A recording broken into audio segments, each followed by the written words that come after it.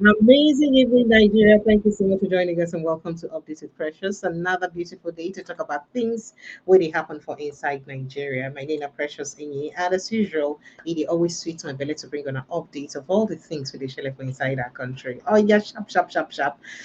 Make I just do a quick one today because today, I just thought to retrospect on the things that really happen for the country, especially as it get to do with the killings and the accusations and denials as it gets to do with government denying, say, oh, nothing they happen, Christians are not being killed. Meanwhile, people they die in their numbers, and it's been very, very worrisome. And I thought too, I can't remember some of the things that don't happen in the past, the attacks, testimonies of some people concerning these attacks. Them, I can't say, okay, all right, maybe it's a good time for us to even think about it. And the good thing is, I came across a testimony or more like a testament from a particular man of God. I think I posted that video earlier today. And that video recounts, he said a lot. He said a lot. And I thought, why not just play this? Let all of us, we could deliberate on these things that we BC don't happen in the past. Vis-a-vis the government's denial or perhaps rejection of what is going on. Because today, almost like saying a tug of war between the Nigerian Supreme Islamic Council and PFN, Pentecostal Fellowship of Nigeria. Pentecostal Fellowship of Nigeria president talks, say, oh, there's killing of Christians in Nigeria. Nigerian Supreme Council for Islamic Affairs talk say no, there is no killing of Christians in Nigeria. People where they die, where their faith they die, they tell you say they die. You will not be the member of their faith, they tell you say no, they need to die. So the thing just do me. I say, what is even wrong with us in this country? Sir? These same people. Now remember, say like Muhammad, nobody send them. Now he use your own hand, your own mouth. Can't tell us, say, oh, there's targeted killings of Christians in Nigeria. And say the killings they targeted at Christians so that they will cause wahala between Christians and Muslims. So all of a sudden, those things so be say then talk then, make sense anymore. And then the same president, Bola Ahmed Tinubu, had also gone to the him and other people then when they formed APC had also gone to the US to complain about the same Christian genocide. How come all of a sudden this thing really exists again? Well, now all of these things are more now I want to come out today. Make I run you through the headlines and very quickly. Oops, sharp, sharp. Now, let's start with this. Federal government don't exceed 2025 borrowing target by 55.6%. That is, they don't pass the borrow where they're supposed to borrow for 2025, more than half. More than half. They don't pass up. All right, let's go on to other issues. EFCC don't declare Governor Timipre Sylva wanted. Over what? This wanted now after the alleged coup plot. Who we hear say the coup plotters mentioned in name. We're getting to that conversation because it's very important to pay attention to this. Now, there's Christian genocide in Nigeria. Tinubu's government Tinubu's government denial desecration of blood of murdered Nigerians. PFN. And he talked this one. Say the denial of Tinubu's government is a desecration of blood of murdered Nigerians. And then we'll move on to other issues. Catholic Church laments killer headsmen now targeting Taraba communities. Security agencies say they don't have fuel or personnel to come. No fuel or personnel. God help us. Well, make I go to other issues. Suspected gunmen attack vehicles on Kwara Highway. That one's safety for ground. We'll go look into them too. Yep. Moving on to other issues. Nigeria is most dangerous place in the world to be Christian. 50%, 50,000 to 100,000 metered since 2009.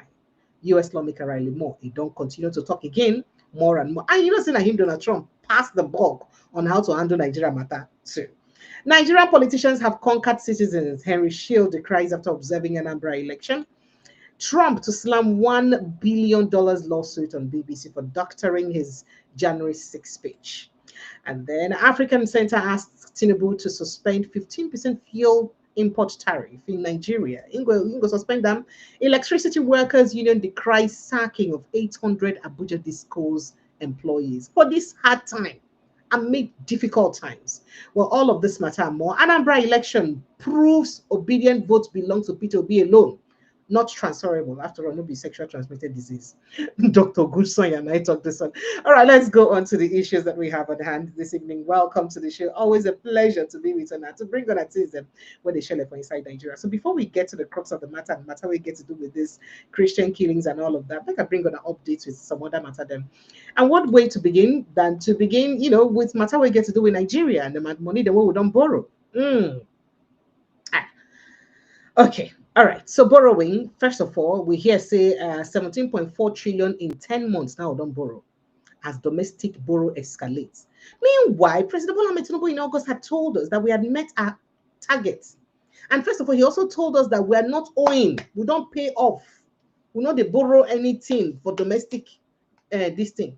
As he tell us finish, then they go borrow domestically again. That's now waiting people they talk, not be me they talk about. Now, federal governments don't they don't tell FG to cut waste and force fiscal discipline.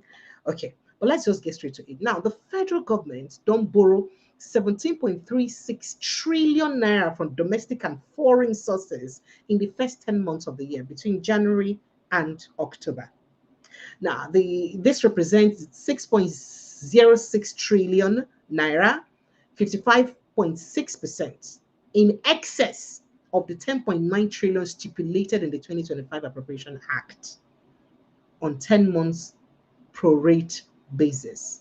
Now, the total borrowing in 2025 approved budget is 13.08 trillion for the entire fiscal year. So for waiting they talk that so for inside these budgets we will put like this, this now the amount to go generate for revenue. They will carry this amount to use, complete that, But then we don't even exceed that amount because from 13 trillion naira, we were supposed to borrow, we don't reach 17.36 trillion naira. Now, the breakdown of the 2025 borrowing so far shows a 15.8 trillion from domestic sources as at October 2025, and 1.56 trillion from external sources as at first half of 2025. Meanwhile, the FG last week initiated moves to borrow again, this time around 2.35 billion US dollars, not naira. And that makes a 3.384 trillion naira via Eurobond issuances. Or issuance. Now, also going by the periodic domestic borrowing templates operated this year, the estimated total borrowing for the year is put at nearly 23 trillion naira. Now, I don't borrow this year alone, bringing total excess borrowing for the year to about 10 trillion naira, or 80% in excess of the amount in the Appropriation Act. Financial analysts, they want the president to say the persistent to overshoot borrowing, say they put Nigeria for trouble. But this one, what did they want? They get any result where it could bring? It mean anything? We know. I cannot waste on a time for the borrowing because the time while we're wasting side, will stop the borrowing from continuing. It will still continue. But I just thought to bring our attention to it very quickly. And then we'll move straight to the story of Timipre Sylva. Now, the Economic and Financial Crimes Commission don't declare former Minister of State for Petroleum Resources, Timipre Sylva, wanted over what they call a case of conspiracy and dishonest conversation. I don't know whether you get it, sorry. A case of conspiracy and dishonest conversion of, I think, about 14,000. That's about 14,859,257 US dollars. Say he dishonestly converts this amount of US dollars. I don't know how you dishonestly convert amount of US dollars. Now, a lot of people don't talk over time. Say the EFCC don't turn to a witch hunting, this thing of anybody within power at any time. So in a public notice, now make I show you because it also leads that one person seeing a python they become, so go good, make it listen and make sure I'm alone. Make I show you as EFCC use embarrass the whole former governor and minister under Buhari, declare unwanted in front of the whole world. And people are wondering, okay, so how far, what is really going on and how far can this go? I'm trying to get the footage of that so that I will quickly show Una, make Una see as the matter they take go. And this one don't cause a lot of reaction and people don't worry, say, what's they really happen over this case. Now, if you do remember, that time when we hear of that coup plot, there was a gossip that Timipre Sylva's name was mentioned in the coup plot by a lot of the people then, or quite a number of the people then where they arrested because of the coup plot. And that they mentioned his name as one of their financiers or whatever it was. There was that, case. Then now this is it. He's been declared wanted. Let's go back to that story of his declaration of the EFCC declaring him wanted. Now, in a public notice today, Monday, the Commission spokesperson Dele Oyewole said the funds were provided by the Nigerian Content Development and Monitoring Board for Atlantic International Refinery and Petrochemical. The notice reads, the public is hereby notified that Timipre Sylva, a former Minister of State for Petroleum Resources and former Governor of Bayelsa State, whose photograph appears above, is wanted by the Economic and Financial Crimes Commission. You can see that in an alleged case of conspiracy and dishonest conversion of 14,859,257 part of funds injected by the Nigerian Content Development and Monitoring Board, NCDMB, into Atlantic International Refinery and Petrochemical Limited for the construction of a refinery. Now, Sylva is 61 years old. He's from Brass, local government area of Bayelsa State. This notice is pursuant to a November 6, 2025 warrant of the Federal High Court in Lagos. Anybody with useful information as to his whereabouts should please contact the Commission in its Ibadan, Uyo, Sokoto, Maiduguri, Bini, Makurdi, Kaduna, Ilorin, Enugu, Kano, Lagos, Gombe, Port Harcourt, or Abuja offices through the give number and email address, or the nearest police station and other security agencies. Now, Oyewole said that the Commission obtained a warrant in November 6 from a federal high court in Lagos to arrest Sylva. The Commission on November 6, 2025, secured a warrant for the arrest of the former governor, Timipre Sylva. There's a lot to say about that, but let's look at some other issues surrounding this matter, because people they talk say it's just like a case of a witch cry in the night and a baby die in the morning. Who killed you? Who killed this pikin? Who killed this pikin? If not be seen at the witch killer. So if you remember, there was a raid of Timipre Sylva's house earlier in the month. Now that's it. After that exclusive, that it was an exclusive from Sahara Reporters, you can see that exclusive coup plot. Nigerian army raids Abuja resident of Buhari's former petroleum minister Timipre Sylva, arrests brother. So there was that raid in his Abuja residence. They say no, they're around, in the out of town. There was a lot of gossip, waiting into how it be say most of the people that know they arrest because of the coup plots. People where they say they fail exam, but where people they talk say not because of coup plot, because it's still allegation. Say not because of some of them mentioned Timipre Sylva name. That's it there in that exclusive for inside that exclusive. And then of course there's also an affirmation of indeed there was a raid through him, from his brother, or who was eventually arrested. Now let's see some of those. The Nigeria to prosecute 30 suspects, 7 still at large over alleged coup plot. That one they different, but let's just quickly go to the one we concern Timipre Sylva, so that to go fit. I have to speak with evidence, make it not be like saying I made it up. The say every one person saying a python they become. All right, so moving on. Yeah, here from this Premium Times headline: Nigerian government reacts to alleged coup plots, says military operatives raided his house. So he reacts to the coup plots. Now people they talk say all of a sudden for the 2 years of President Tinubu administration, and I not really convert money used for another thing. Now when they don't get allegation of coup plot, now I can't do money transaction. You see, yeah, that's when people say that if government want to catch you or hold you, look for something to hold you down, you can't run away with it. If we want to know the year, another thing they won't come, what they use hold you down. There must be something, and that's why a lot of people they talk say, come on. So why they never find anything on Peter Obi yet? In all of this, is it they use hold people down? Could it be that maybe there's indeed nothing, or there is something and they're waiting for the right time? What other time could they even be waiting for in the first place?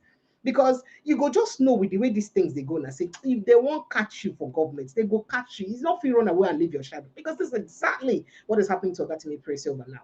So for 2 years of the Tinubu administration, they know if you find that say he do anything where they wrong, he misappropriate fund or he change money anyhow. Now they know say he do something, and now they catch him. As he don't respond to the coup plot and all that. By the way, he responded and said, no, he's in the UK on holiday. I'll be taking medication for medical trip and wanting. That's part of his response and that. But he confirmed that indeed his home was raided. Now, how far this matter will go now, we don't know. Alleged coup plot, Sylva confirms raid on his residence. That's it there, so that we go know. Say it gets to do with the allegation of coup plot. Waiting we hear concerning that coup plot. Now, this coup plot issue and then the fight against the coup plotters, they happen at the time when it said the present administration still a battle Donald Trump threats.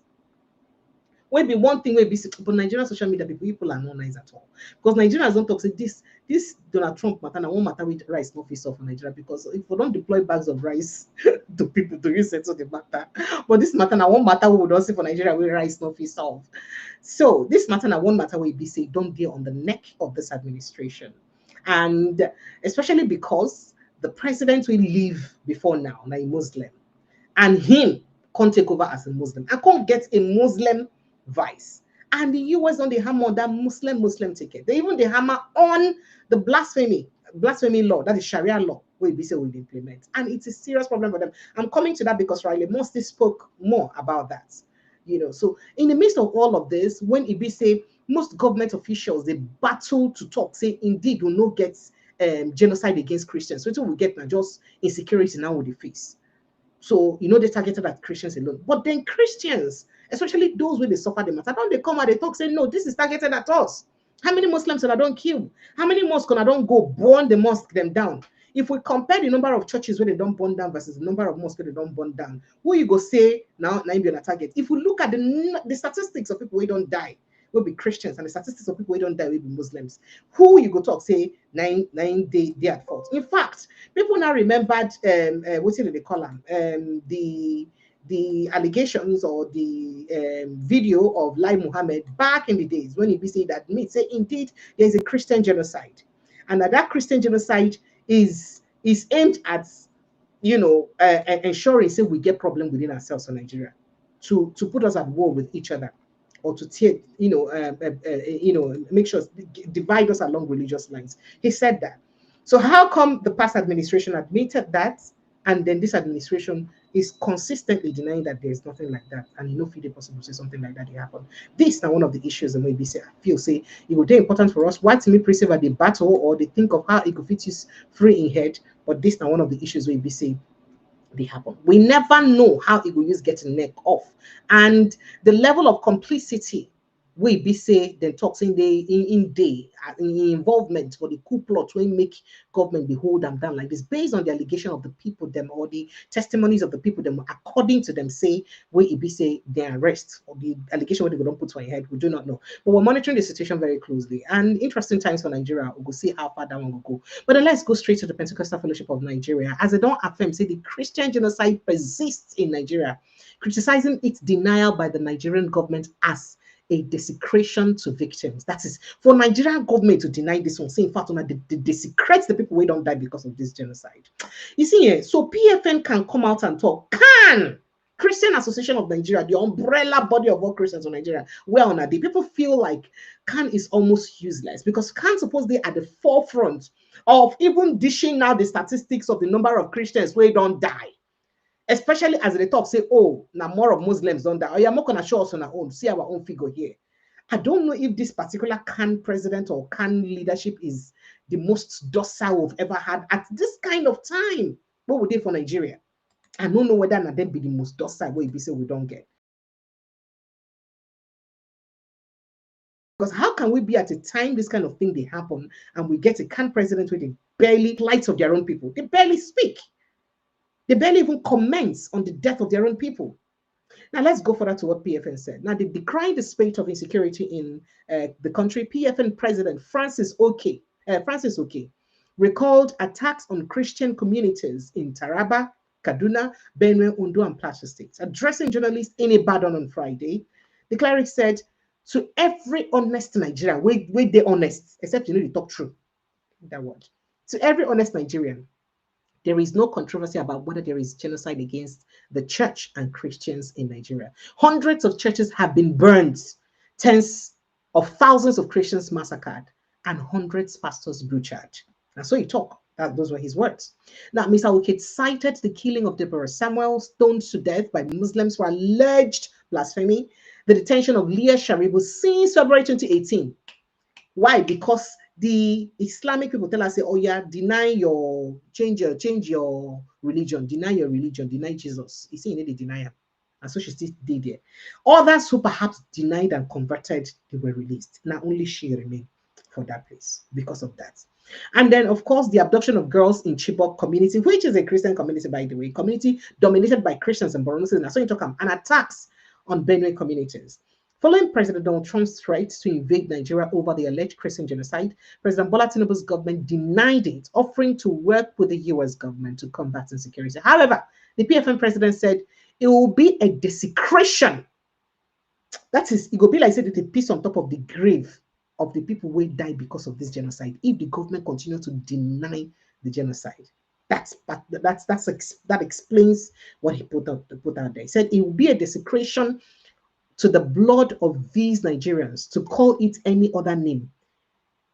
There is not a single instance of Christian group attacking Muslims. No one Christian group don't ever attack a Muslim. It is always the other way around, a Muslim group attacking Christians. Expressing confidence in the peaceful coexistence between Muslims and Christians, the cleric clarified that the alleged killings are perpetrated by terrorist groups like Boko Haram, ISWAP, and other similar groups. We are not accusing the Muslim community in general, he said. Get me clear. We have been living together for ages in mutual respect and harmony. It is the violent sect of Islam that is called Boko Haram and ISWAP and co, perhaps the armed herdsmen that we fail to talk about. That used the name of Islam to attack churches. Now, cautioning against using Nigerians' lives for political gains or games, Mr. Oke called on Mr. Tinubu to cooperate with rather than oppose Mr. Trump's intervention. He said, now, when Donald Trump said there is genocide against the church and Christians in Nigeria, some people are complaining. There is nothing to complain about. Mr. Oke stressed that the malaise of the current reality must be properly identified and dealt with effectively, warning against calling a cancer a headache. Person get cancer, not also a headache, the warrior. Treat and quick as a cancer. Meanwhile, I tell you yesterday, they said the Supreme Council for Islamic Affairs denied Christian genocide. Say there is nothing like Christian genocide. He said there is no Christian genocide in Nigeria, no Muslim genocide, no religious genocide. The Nigerian tragedy is that of poverty, climate change, bad governance over time, and armed criminals who kill indiscriminately while a section of the world seeks to exploit the situation. I beg, these armed criminals who kill indiscriminately, who did they kill past? People of what faith where did they kill past? That's not the question what people they ask. I have a lot to say, but let me go remind you of when Lai Mohammed bin talk, say, oh, there is indeed Christian genocide in Nigeria. Make we even go refresh our mind because it did very mind-boggling. Say till now, government from top level for Nigeria today, they deny that matter. But in the wake of a renewed onslaught by tireless military against Boko Haram and their ISWAP allies in recent times, the insurgents have apparently changed their strategy.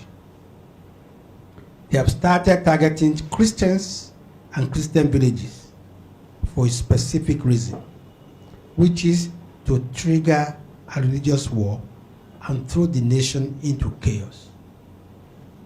Apparently, they have realized how emotive and divisive religion can be when exploited by unscrupulous persons. Lest I am misunderstood, let me repeat. The insurgents who delude themselves as Muslims, whereas they are nothing more than bloodthirsty, rapacious killers who subscribe to no religion, have recently started targeting Christians with a view to sowing the seed of confusion and discord between the two great religions.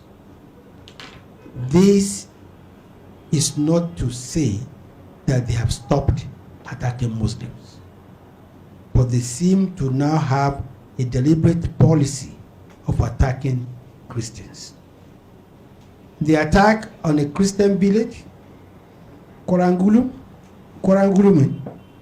near Chibok, the killing of the chairman of the Christian Association of Nigeria, the late Lawan Andimi, in Michika local government in Adamawa State, the killing of Roville Dacia Dalep, a student who was also a member of the Church of Christ in Nations, cousin, and the killing of 11 Christians on Christmas Eve fit into this new strategy. Awesome. So you've heard that directly from Lai Mohammed when he talked this some years back. And just a reminder, a lot of people they hail Bishop Waloke, Bishop Wale, okay. A lot of people they see him as a man really very upright. If you remember, I think back in the years, I can't remember how long now, but now the only man of God for Nigeria we don't come out, where they don't accuse of adultery. In fact, they didn't even let me accuse him of adultery. He using hand come and say, "Church, I have sinned. Please forgive me." Now him be the only man of God we don't do it for Nigeria.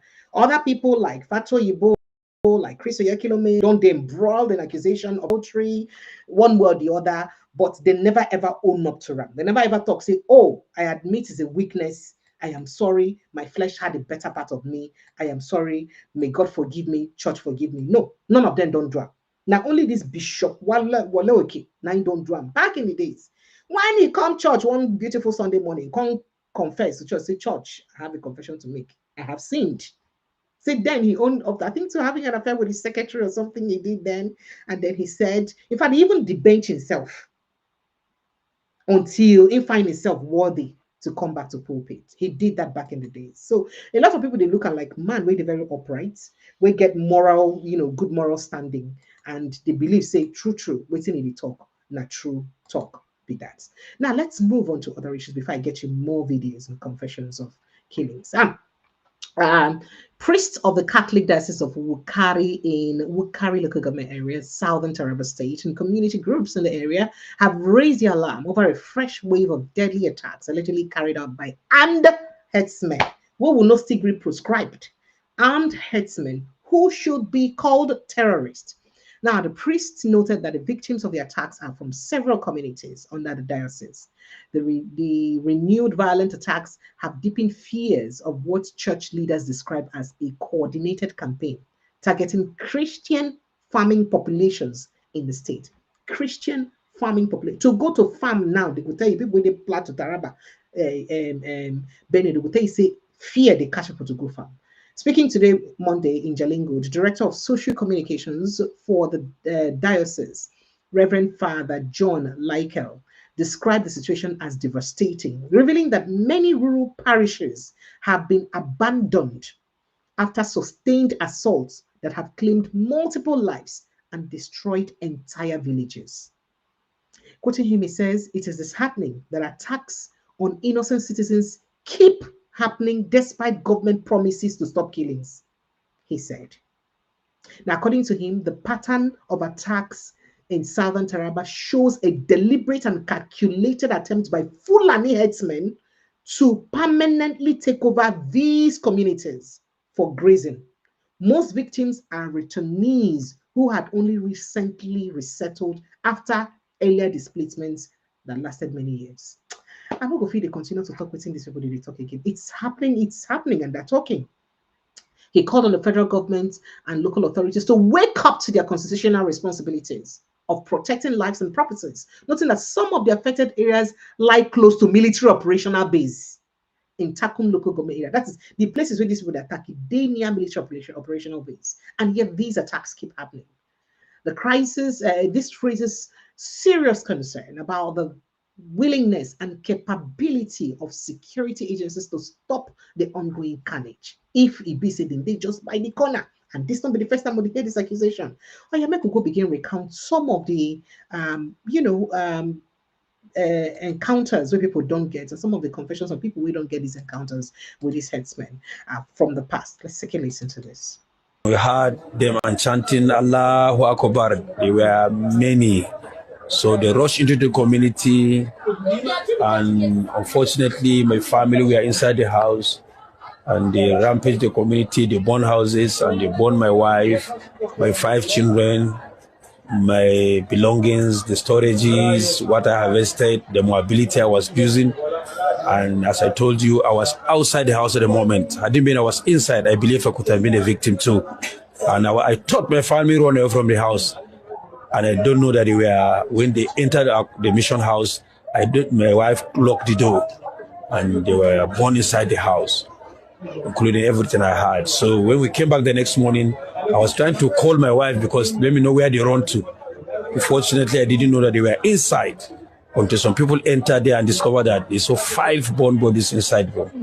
And when I noticed that, when it came to my knowledge that these are my children, then I fainted and I was carried to Plateau Hospital, Jos University Hospital.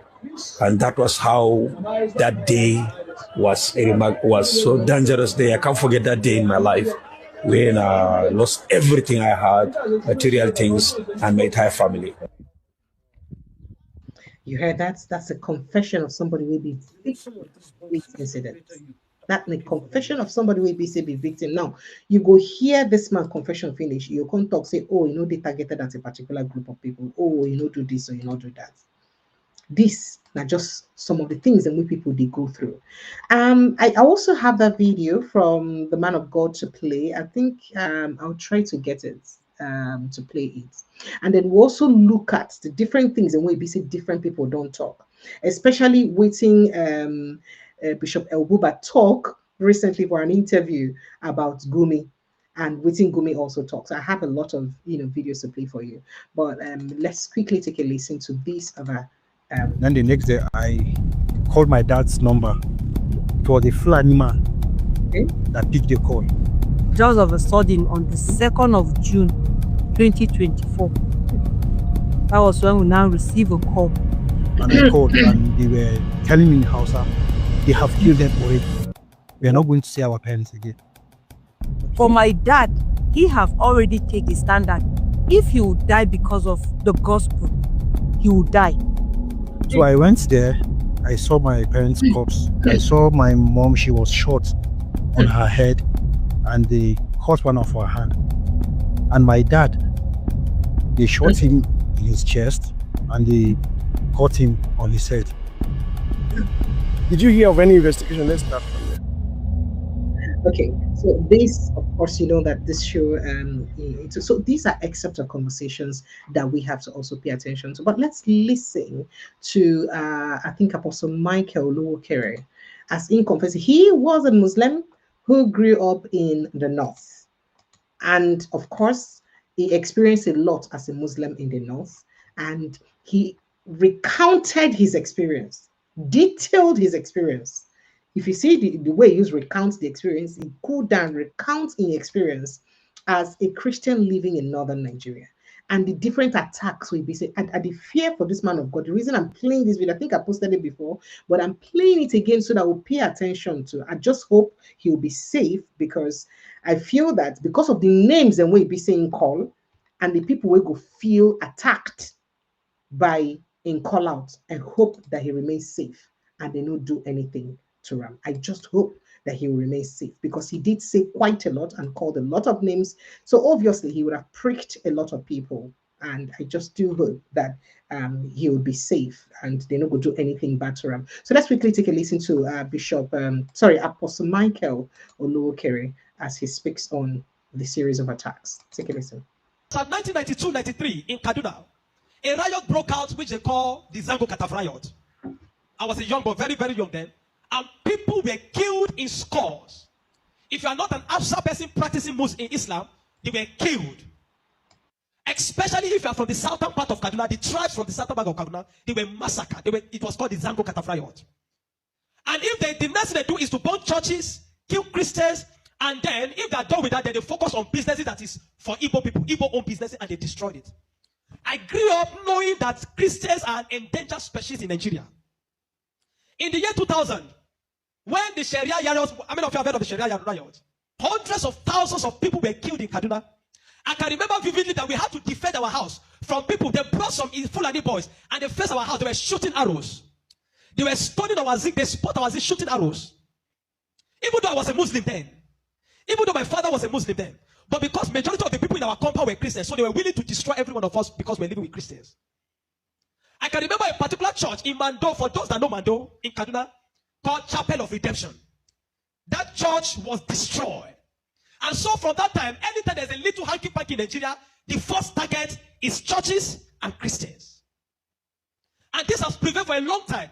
That even if there's a problem with in another country, the Muslim and the Hausas in Nigeria will rise up and begin to kill Christians.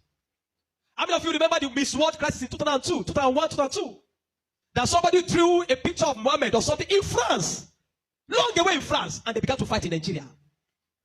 Are you following me? Christians are endangered species. Now let me give you, and that's how it has continued. Scores have been killed, and they focus on regions where there is a mixture of both Christianity and Islam. If you look at states like Kaduna, states like Plateau State, states like Nasarawa, states like Taraba, states like Benue, states like Bauchi, states like Gombe, states like Borno. These are places where they focus on because they intend to eliminate every living Christian in that place. Anybody that debunks it is a total lie, because I have grown and lived in the north. I've spent 80 to 80% of my life in the north, so I understand this thing. Several times, I cannot forget the Sharia riot. We were running for our lives. Even though we were Muslims, but we're still running, because as far as you are not of the ethnic group practicing what they practice, you are a victim. You can be burnt alive. Many of us saw human beings that were burnt alive, like roasted like yam. And it has been going on for a long time. The genocide against the Christian faith. Are you with me? Many years ago, in Kano State, a man was beheaded. And anything they talk about, he said blasphemy. And guess who was the person that led it? The man called Sanusi, Lamido Sanusi, was the one that led him on. And they beheaded him, they killed the Igbo man. They killed him and they put his head on the stake and they were using it to parade the city. You will understand of a woman also that is an evangelist. An evangelist Eunice that was preaching about 2016 or 18 in Abuja. And they killed her. We cannot talk about a young girl called Deborah Samuel that was killed. I schooled in Jos, and for years, the people of Plateau have been massacred. Riot breaking out every single time. The world that the moment anything happens, the next people that are victims are Christians. And it is unfortunate that all these years the government have not been able to do anything about it.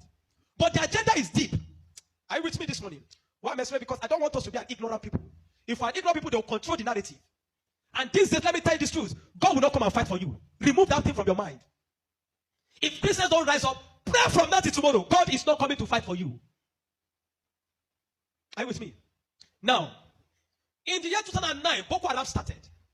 Boko Haram started because of a section. It was a political movement.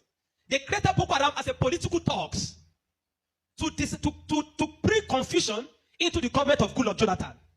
And to be able to, destroy any opposition, starting from Borno State, under the watch of a man called Kashim Shettima, which is now the vice president of Nigeria.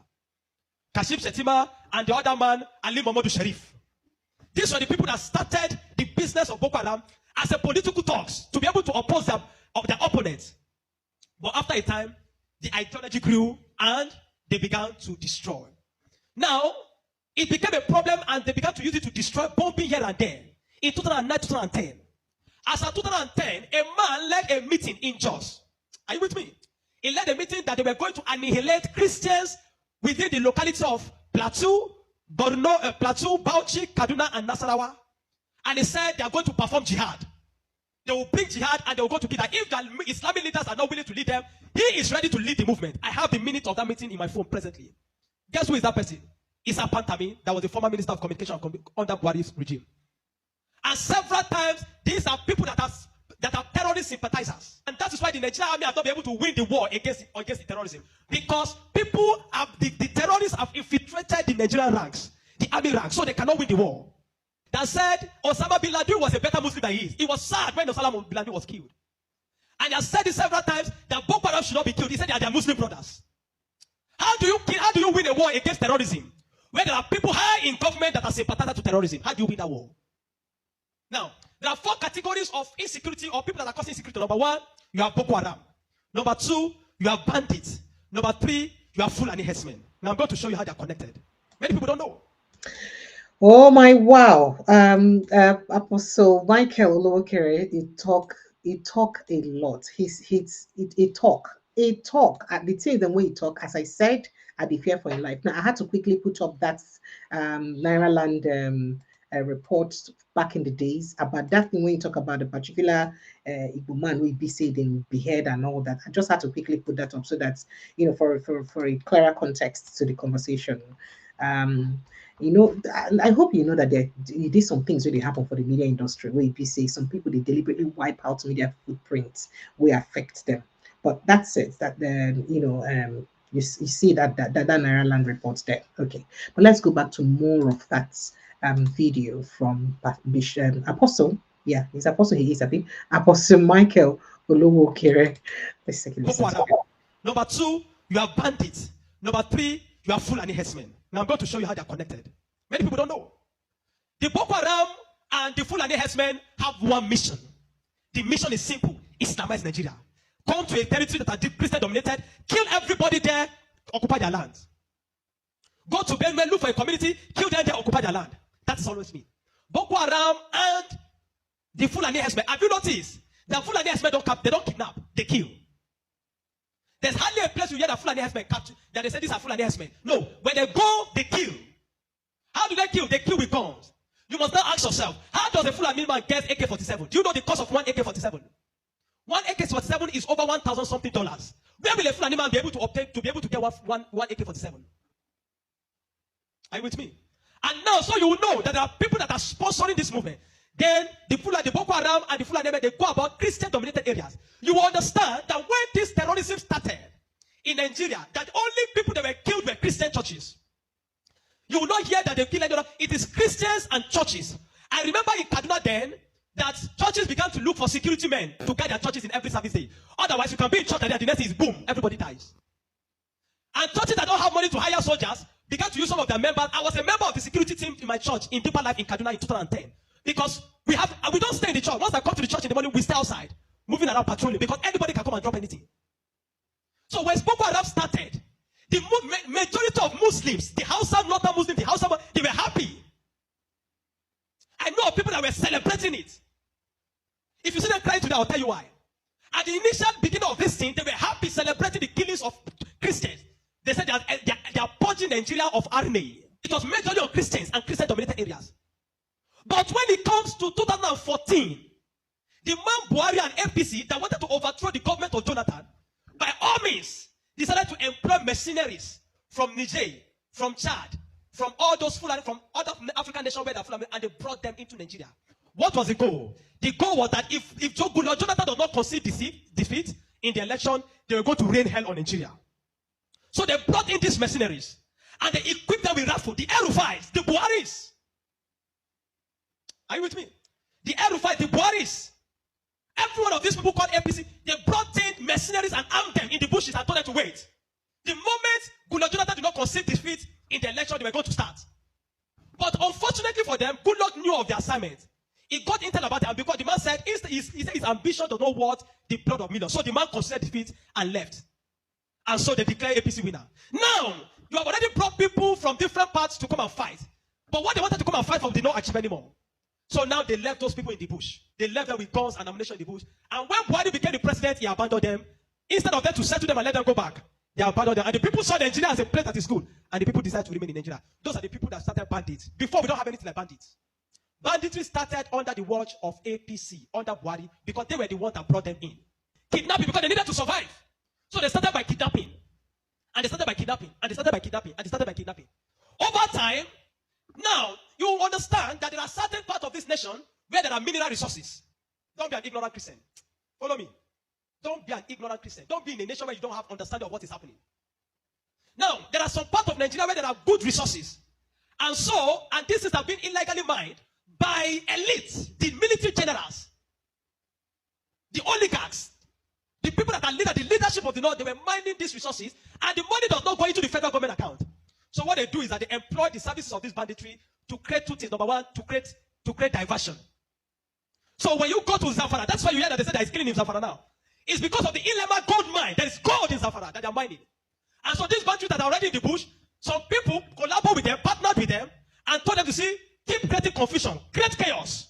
When you keep creating chaos, the Nigerian state and the people of Nigeria will not be able to focus on the illegal mining. They'll be concerned about the insecurity. So the insecurity is created as a means of diversion in the north. Are you following me? It is created as a means of diverting the attention of the military and the Nigerian populace from being able to focus on the illegal mining of resources. And any part of the north where there is resource, you find out that insecurity there. Recently, it has started in Kwara because there's a great amount of lithium in Kwara too that they have discovered and they're mining. So they partner with the Chinese because the people that do this illegal mining are the Chinese. They partner with the Chinese to be able to. So the bandits became the security men of the Chinese and all those people to protect them. So that while they're mining, they can begin to cause chaos. Because while the people are mining and they're causing chaos, kidnapping, nobody will be able to focus on what the Chinese are doing and those people illegal mining. Every single day to this moment, I'm telling you, they are mining in those places. And they will take it to an airfield in the bush and fly it out of Nigeria. They are making billions of dollars from it every day while people are being killed. That is why you now hear that Muslims are saying that they are killing Muslims too. What you have, it is what Buhari created. The APC-led administration created, the banditry they created, is what is affecting the North now. Because the people they brought to come and kill Nigeria in 2015 did not succeed because good luck relinquished power to them. And now the people have become thugs. They have become tools to be used in the hand of men that are using them to secure their illegal gold mines. And that's why you kill them. That's why you hear that they say they are killing Muslims. Now, the Christian persecution and genocide has been there. So, you... Whoa. He talk a lot. I don't know whether make I continue to play with him. He talk. I make I just break because the things that when he talk, my mouth look of finish. But let's continue. You know, Muslims are saying that they are killing Muslims too. What you have, it is what Buhari created. The APC-led administration created, the banditry they created, is what is affecting the North now. Because the people they brought to come and kill Nigeria in 2015 did not succeed because good luck relinquished power to them. And now the people have become thugs. They have become tools to be used in the hand of men that are using them to secure their illegal gold mines. And that's why you kill them. That's why you hear that they say they are killing Muslims. Now, the Christian persecution and genocide has been there. So you find out that the other part, the Muslim and the Fulani men keep going around killing in all those parts. And the Christians and the churches have been silent for too long. This evil has prevailed in Nigeria because the righteous men have been too quiet. If we're ever going to win against insecurity in Nigeria, Nigeria must put two things Nigeria must do. Number one, Sharia law must be completely abolished in Nigeria. Because Nigeria is not an Islamic state. Why will Nigeria, some part of Nigeria, be practicing Sharia? The law guiding them in constitutional law that believe that if somebody deserves to die because he speaks against his God. Can an Hausa man insult Jesus and I kill him for insulting Jesus? But somebody believes when you speak against Muhammad, you deserve to die. How do you live in a country with somebody that has that kind of mentality? The military have become complicit. They are compromised. Nigerian military cannot win this war. 20 years from today, I'm telling you, 20 years from today, this thing of insecurity will not end because there are people that are enjoying it, benefiting from it, and reaping from it. If Nigeria want to win this war, partner with America. Then they come and militate. I'm not sure I've seen that in Kano yesterday, some people were protesting that they don't want America to come. Because they believe what they have been told is that if America is coming to kill Muslims, and the man says he wants to come and kill terrorists, but they are protesting. Anybody that is negotiating, people like Ahmed Gumi, Sheikh Gumi should be locked away. A terrorist sympathizer is a terrorist. A man that believes that you are not supposed to kill a terrorist is himself a terrorist. A man that believes that we should go and negotiate. How do you go and negotiate with terrorists? Because you see, terrorists are not just criminals. They are working with the wrong ideology. A man that believes that killing he has nothing to lose. How do you negotiate with a man that believes that killing himself is going to meet their God in heaven to collect 72 virgins? How do you negotiate with such a person? A man like Sheikh Gumi should be locked away. A man like Ali Mohammed Bushari should be arrested. You want to win against terrorism, you must go brutal. No nation win against terrorism by pampering them. The custom is taking rice, seizing rice from Nigeria and taking it to terrorists in the bush that they need to take care of them because they are human beings. No. The moment you have become a terrorist, that you see that taking the life of your fellow human being is nothing, is to please a God, then you don't deserve to live. Children of God, I'm not going to ask you to pray because this is not a period of prayer. This is a period of action. Reverend Dr. Ezekiel from Jos, the man have been speaking, I've paid attention. Not for once have they invited the man for interview because they don't want to give the man any airtime. But you see, any little thing they will call Gumi and give him microphone. Gumi, they are inviting Gumi up and down. The media is complicit. The Nigerian military are complicit. You can't win war with this Nigerian army, not because they don't have the capacity, but because they are compromised. Buhari created banditry. The people like Gumi and the rest of them, they are the people that facilitated the idea of Boko Haram. And today, some of them are your leaders in government. Some of them, most of them are moving free. Not one have been arrested. Kabiru Sokoto that bombed Nyanyan in 2011. When they rearrested him, guess where they caught him? In the house of Shetima in Abuja. What is he doing in the house of Shetima if Shetima doesn't know him? But today, Shetima is your vice president. How do you win a war where terrorists are ruling you? where terrorist sympathizers are moving around. This is not a period to say we are praying. No! This is a period of wisdom. This is a period of action. Churches in the south have no idea. They sit in their cozy churches with us employ them. They don't know what it means to be in the north. They don't know what it means to be running for your life. That every Sunday in the church there in Kaduna, when they say let us pray, everybody's praying with one eye open. Because you don't know God might go up at any time in the church. The Nigerian church must rise up. There's an agenda. And if you read the minutes of that meeting in 2010 led by Isa Patami, you will not believe it. I have a recording of his messages. Where's Appeal? Where he said, why would they be killing their people?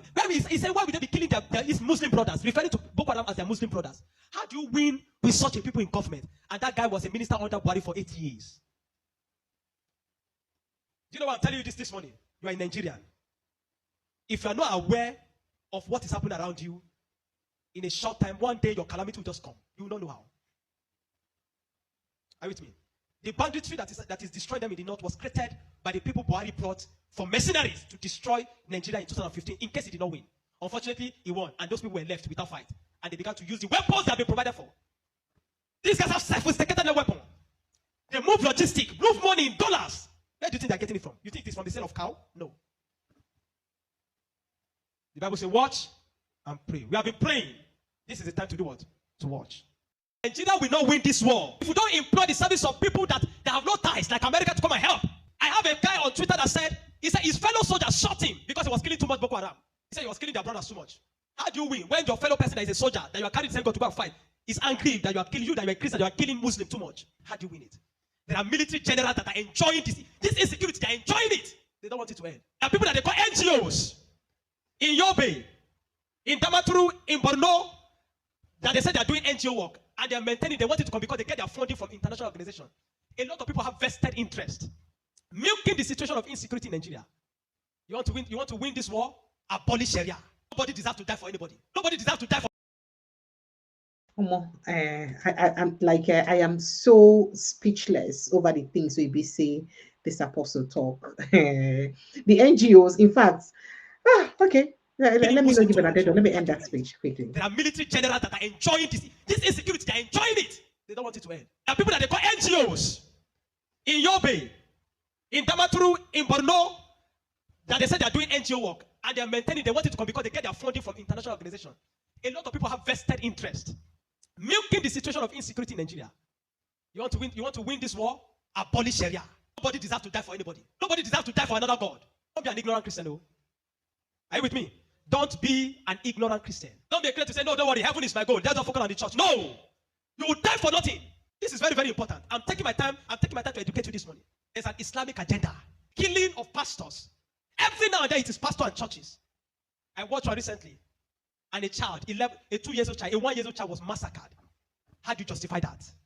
But you know, in all this, never for once have the Nigerian government done anything reasonable until Donald Trump said he was going to attack Nigerian terrorists. Now everybody, they are running up and down. The genocide in Nigeria is real. We cannot be quiet anymore. If you're online, write about it. Follow posts, share it, let people see. Don't say it doesn't concern me anymore. No, it might not concern you now. One day it will concern somebody that you're close to. One day it will concern you. It will just come before you and you will not know. We will not carry gun. But we will not allow them to control the narrative. If you have been following me in my program on my platform, you see that I've been writing constantly about insecurity in Nigeria. Because men of God have been too quiet. People that should speak for righteousness are busy collecting tithe and offering. Organizing program in UK, organizing program in... None of them is organizing program in Zamfara. Revival program in UK, revival program in Canada. Places that are peaceful. Go to Zamfara and organize revival program. Go and win this. So go and organize crusade inside Sambisa. Are they not souls too? This hypocrisy in the body of Christ must stop. This I don't care attitude. As far as it doesn't concern me, it must stop. We are one body. We are in the north.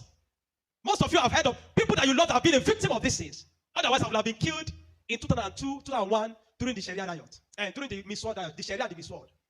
Where our house, they were stoned, they were shooting arrows. They'll use arrows to touch fire and shoot it on our house. I would have been killed that period, except by God. And then somebody will come today, a pastor from the southern part, to open his dirty mouth to say, I'm a Christian, there's no genocide. A depraved-minded entity, the Daniel Boalas, the Omokris, for political gains, who say there's no massacre in Nigeria. Do you know why they can have the guts to say that? Because the Christians have been too quiet. It is time to speak. See, if we speak, we will die. If we don't speak, we'll still die. If we talk, we will die. If we don't talk, we'll still die. It's better we talk and we die in truth. than to be silent and die in error. Ha! May Lord give us understanding. Ha! All right. So that's Apostle Olokere.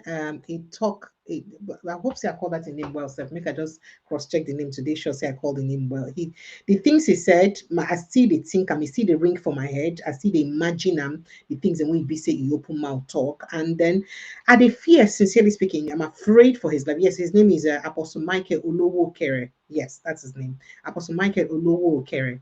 That's his name. And I'm worried about his safety. I did worried about his safety, just like people they ask, say hope say in they safe for where in they.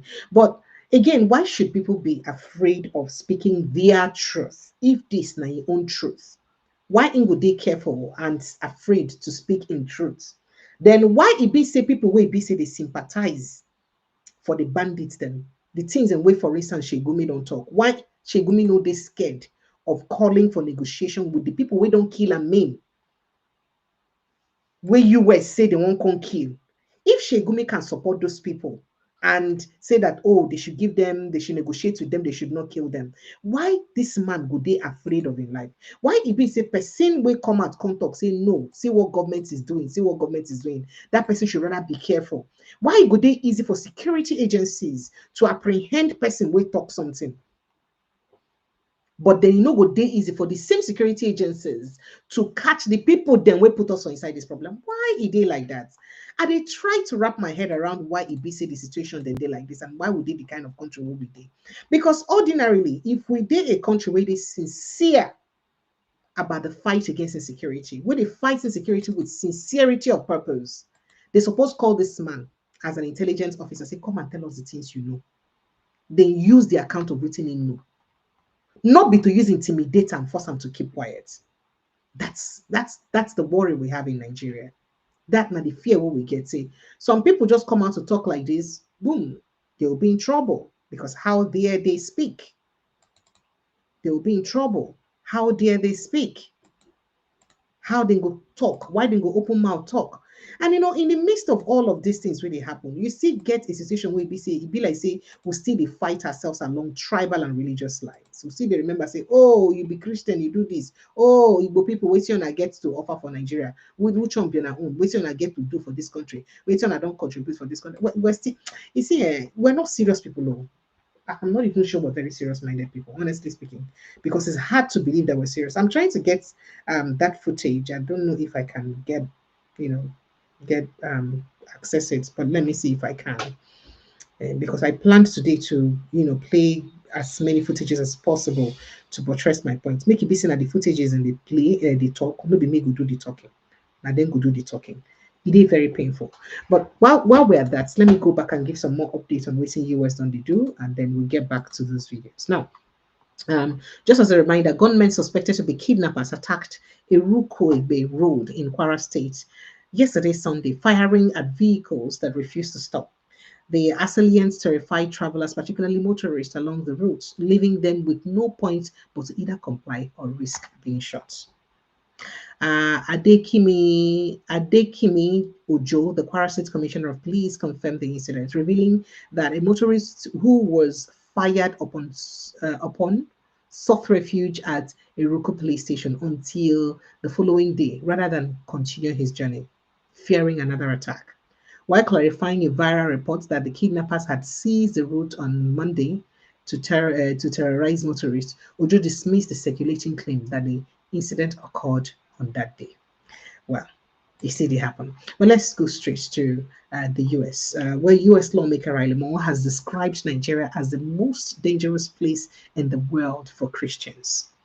In a post on his official X account, Moore stated that 50,000 to 100,000 of brothers and sisters in Christ have been martyred since 2009, with 7,000 killed this year alone. That's 35 Christians murdered per day. Human beings, if you calculate them, 35 murdered per day. More said, well, as they talk, make they bring on evidence, make it be like saying, I mean, they talk, and before it could be like, say, Lisa, the one person seeing a python, it become.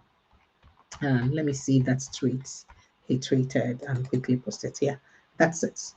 That's a tweet there. So you can see it's not from me, it's from him. Now, He thanks US President Trump for designating Nigeria as country of particular concern to end bloodshed and tasking him to lead an investigation in the House of Representatives. Now, Moore also acknowledged effort of Catholic Arena for helping shed light on genocide against Christians in Nigeria. Many Nigerians reacted to Moore's post supporting his statement. Plenty comments. At Face Sky commented, finally, the truth is breaking through. For years, Nigerian Christians have been slaughtered in silence while the world looked away. Thank you for standing for the persecuted church. Their blood cries out for justice. That's what he rewrote. And then similarly, Ohijeme added, thank you all for helping to amplify genocide going on in Nigeria against Christians with government very much complicit. Whoa. In addition, all the way LFC noted and said, thank you, Congressman Riley, for bringing to light killings that started from northeastern Nigeria to north central, to middle belt, and now trickling down to south. Now, US President should send help ASAP.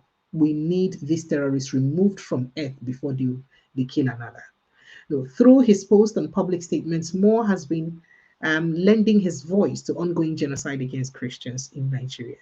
And he openly criticized Nigerian government for indifference to killings and attacks, highlighting urgent need for international attention and action. So you can see that tweet he made there. That's from him. That's not from me. That's the way it is. So we just wait. They look forward to when those bills go they passed and waiting ABC how the bills then go take go and waiting waiting the actions of the people then will go they fingered as a result of the bills go be, because obviously nerves are being frayed. People they worried following the bill.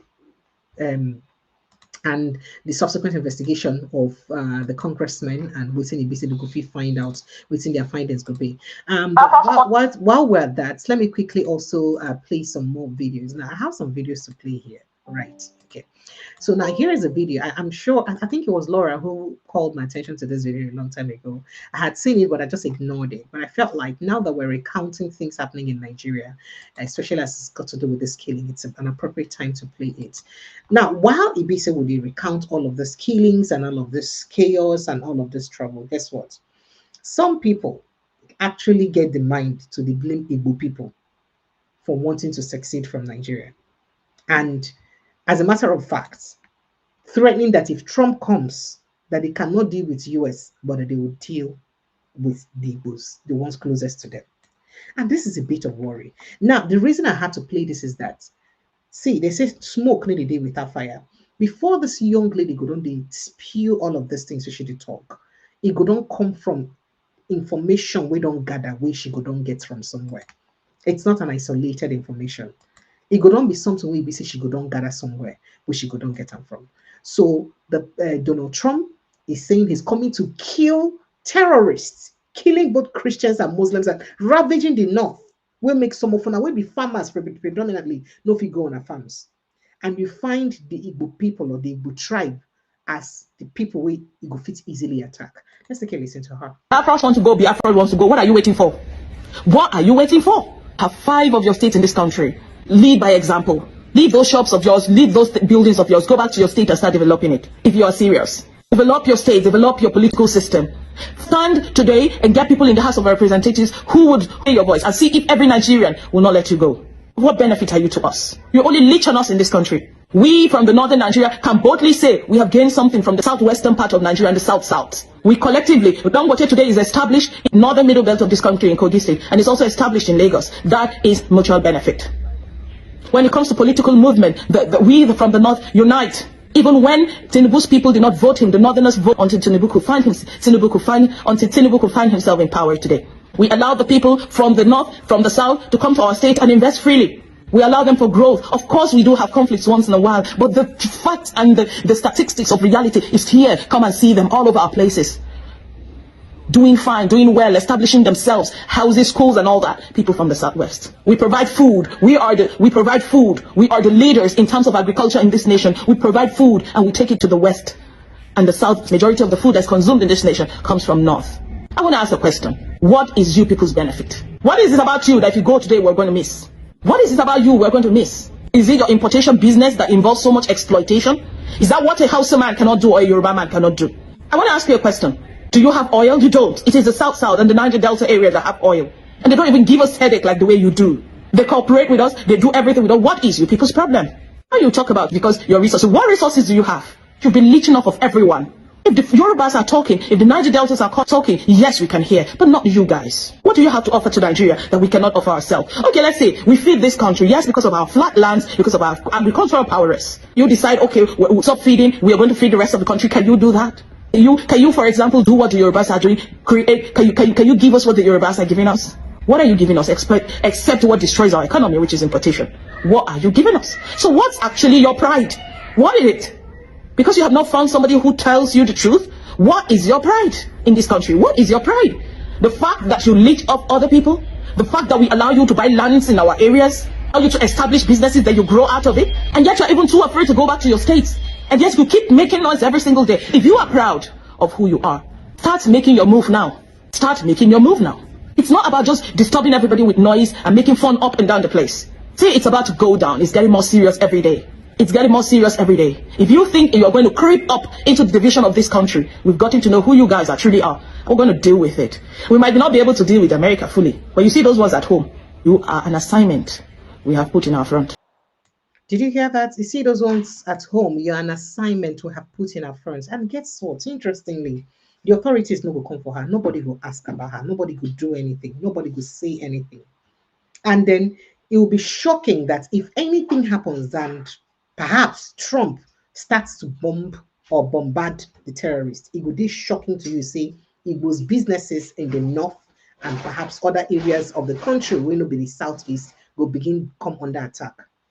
Make you no shock you, make it happen. Things like this no just come from mere verbal vituperation. Now things so it be say don't they well calculated and discussed. And then I wonder, sometimes I shudder when I hear the things and the way, the kind of hate when they come out from us. Now, waiting be the growls of the woman, we don't cause this kind of outburst. Say they won't come out to Nigeria. Somebody won't come out for Nigeria. I make you they talk all these things where they talk.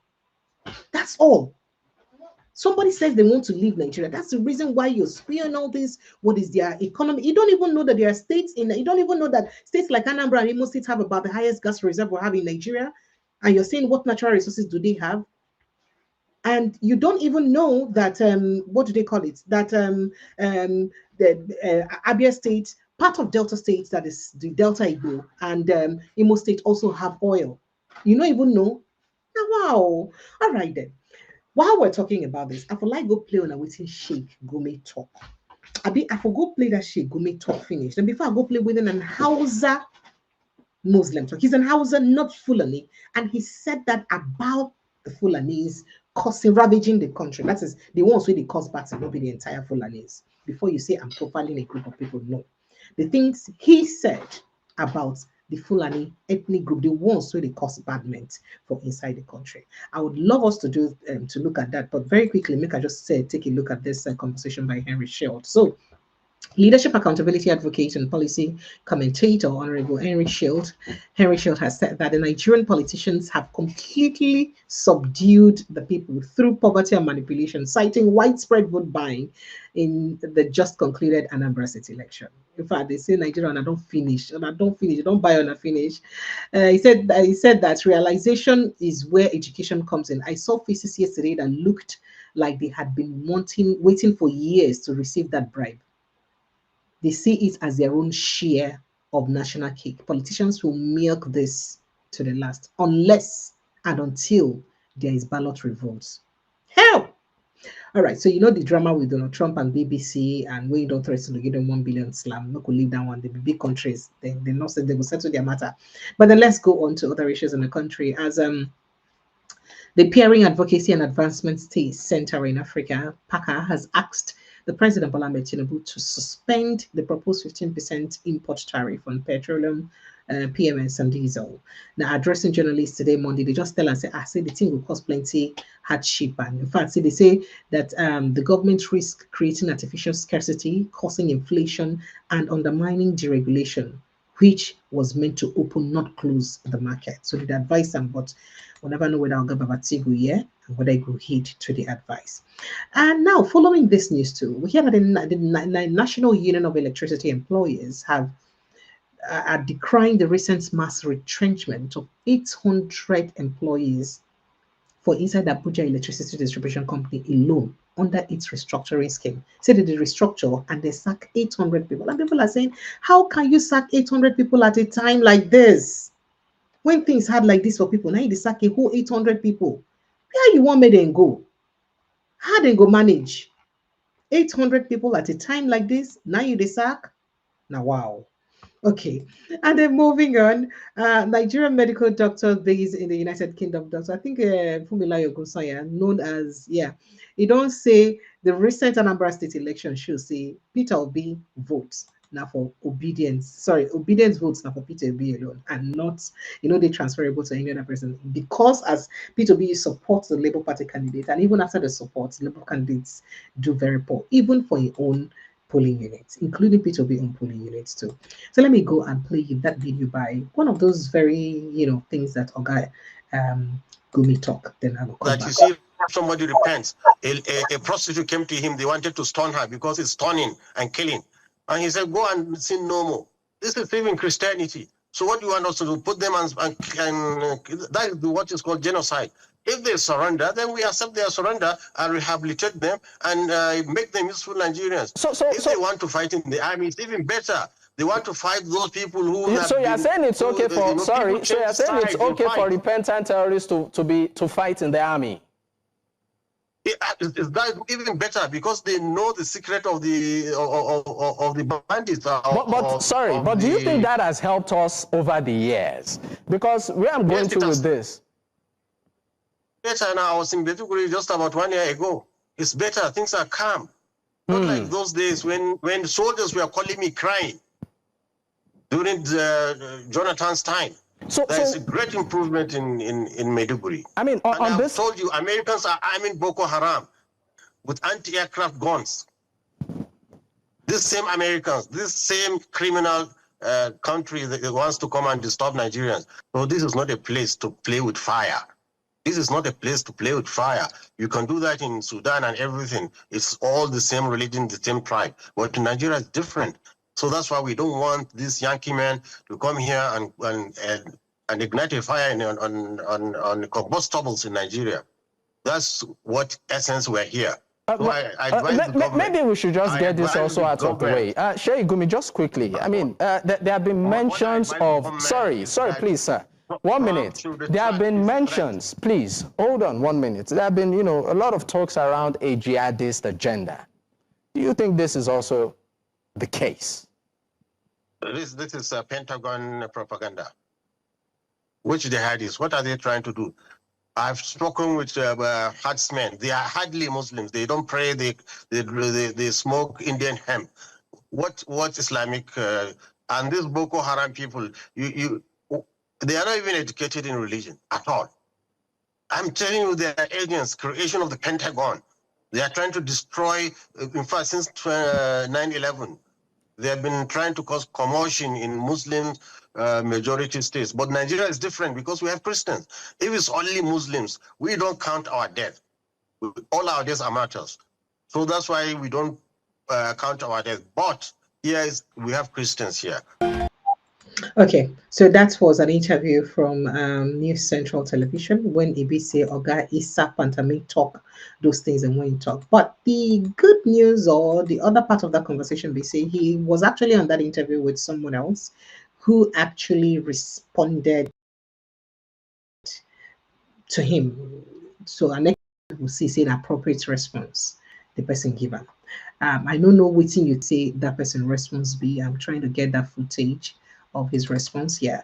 So I don't know how appropriate you may think that response is, but he did respond to him adequately. Before I get to that video of an Hausa Northerner talking about the insecurity for Nigeria and the role where the Fulani Muslims don't play to amplify the insecurity for Nigeria. In fact, there was something he said that really shook me though. He said, why President Bola Ahmed Tinubu would they call person like Sultan of Sokoto and a Fulani We be saying that there are people they cause the problem for talks.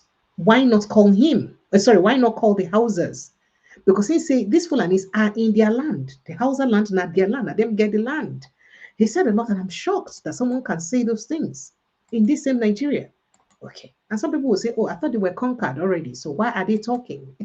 That's what some people would say. There were lots of comments on that video under in post where ABC post that. And it is very important that we get as many perspectives as possible. But before then, let's take the response to Shegumi's co-panelist in that interview he had. You'd like to react to some of the things that have been said, but my question to you also is, where have we been getting it wrong as a nation? Why are we still having this conversation even after many years and several efforts?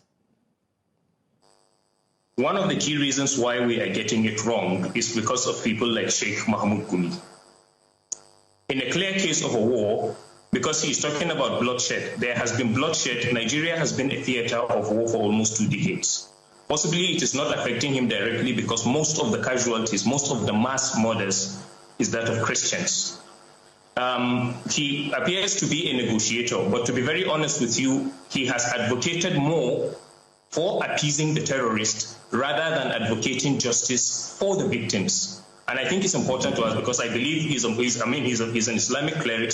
He understands the concept of justice. How do you deal with a scenario of people raping women, people killing soldiers, people decimating homes, people sacking communities, but then the strength of your advocacy is that the government should appease them? Where in the whole world, in the history of any war, whether guerrilla warfare, whether military warfare, have you ever found a situation where there is an active bloodshed going on, and then you believe that appeasing the criminals that are carrying out these genocidal attacks and infusing them into the military will help? From the very beginning, when the notion of amnesty, de-radicalization, and integration began, we have never seen a scenario where these repentant terrorists, as they call them repentant, have ever led people to their camps and they were decimated. They have been growing exponentially. They have been acquiring more arms. So that is basically the problem we are having. We are getting it wrong simply because we have managed to create a false narrative. An example is we have managed to compartmentalize terrorism or these Islamist activities to look as if it is only Boko Haram that is doing it. The reason is because the rest of the terrorist groups that are jihadist in nature have been forged into different names. For instance, he's talking about two fighting. There is no two fighting anywhere. It is important also, we would love it if you are able to have an example of one Christian militia that is operational in either Sokoto or any of the Muslim dominant state that have been raping women and killing people, then we can understand that. And at least the Muslims will equally lend their voice and say, okay, whatever it is the Americans are claiming that the Christians are suffering from, we are also suffering from it. And since it is all about eradicating terrorism, then good, come and eradicate them. But I think the problem is not just because there are foot soldiers who are killing people. It is because there are people who are sympathetic to the jihadist cause, there are people who are sponsoring them, and the involvement of any foreign nation in a scenario where there is a genocide does not end with the foot soldiers. It traces those who are sympathetic to their cause, whether because of political or religious or ideological beliefs. It equally traces those who sponsor them. And I think that is primarily where the problem lies in Nigeria. We are not sincere with the war against terrorism. Once it involves, because wherever you go to, we can't force ourselves. Most of the time, you find a lot of Muslims claiming that these people, they are not truly representing Islam and all of that, blah, blah, blah, and all of that. But the truth is that there is an Islamist, well-armed Islamist jihadist group that has been massacring Christians. And what we find, unfortunately, people who should be speaking or condemning this act are busy trying as much as possible to create sympathy for them. You can imagine him saying that killing the terrorists will now amount to genocide. Then what would you tell the people that have been burying there? For instance, just of late in Yelewata, over 250 people were killed. But he describes that not as a genocide. He says two fighting, even though we don't know of... All right, Zari Yusuf. I mean, we are really trying to manage. All right, so you heard that response from his co-panelist, Zari Yusuf, as CBC answer Oga Pantami that interview. But now let me go straight to person. I am suggesting that Hausa people should be given opportunity and privilege to assess Mr. President at any time. The same way Fulani people are given that opportunity of seeing Mr. President all the time. You see, yesterday, Sultan of Sokoto visited Mr. President in his office, and they discussed about issues of insecurity that is ravaging northern part of Nigeria, Hausa land to be precise. Which it is someone who is Hausa by extraction that is supposed to go and see Mr. President so that he will tell him exactly what the problem of Hausa land is. But actually it is of an unfair treatment to us Hausa people to be represented by Fulani all the time in all these kind of places. Sultan of Sokoto is a member of Miati Allah, is a chairman board of trustees of this Miati Allah. The same Miati Allah association, that is Pure Fulani association that America is trying to declare as the terrorist group. It is well known to all of us that we know the stance of this. There are forums, the Fulani forums, Miati Allah and what have you. Their stance is that to negotiate with bandits, allow them to go freely with their weapons untouched, build hospitals, schools, take any social amenity for them to enjoy themselves better than the way you, a patriotic Nigerian, is enjoying. Who are the members and sponsors of this, their Fulani forums? It is your governor, my governor, your senator, the former ones and the current ones. You are imams, because all of them are the members of this, their Fulani forums.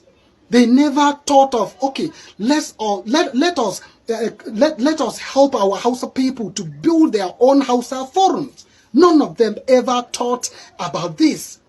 None of them. Okay, Nazwa. So now tell me, my brother, what will become the fate of our national security if I tell you that the people who are advising president on security matters are all the members of this Fulani forum that we are talking about? Whoa, so you don't hear waiting the young man talk? Well, Nigerians, phone lines are open. Let's have you jumping on the conversation as fast as you can. Please, because time is already fast spent, we'll just take care. Kindly make it as brief as possible. The phone numbers remain 0817-029-4077. That is 0817-029-4077. Or you click on the link by the pinned post, and that link will bring you straight into the studio to join the conversation. So the link with by the pinned post will bring you straight into the studio to join the conversation. Or you call the WhatsApp number 0817-029-4077. Now, Bishop El Buba, if that's his name, don't call for the arrest of Sheikh Gumi over all of the shenanigans we basically happen. Say, how can all of this be going on without Sheikh Gumi being arrested? And of course, there's been a lot of reaction to that concerning whether or not Sheikh Gumi should be arrested. By the way, some sources still say, oh, you don't escape, go Turkey recently, saying don't run, go to Turkey. Why some they talk say, oh, even for Turkey, they send and make it come back. I cannot verify any of those, so they remain rumors. However, make a good take that feedback of El Buba. We're in the call for the arrest of Sheikh Gumi. Very short. I'll give you an example with Sheikh Gumi. Sheikh Gumi, I had met with him some time ago, but when he started parleying with the bandits, you could listen to what he has been saying. You know, these are people that have killed tens of thousands of people, and you are telling me to negotiate with them.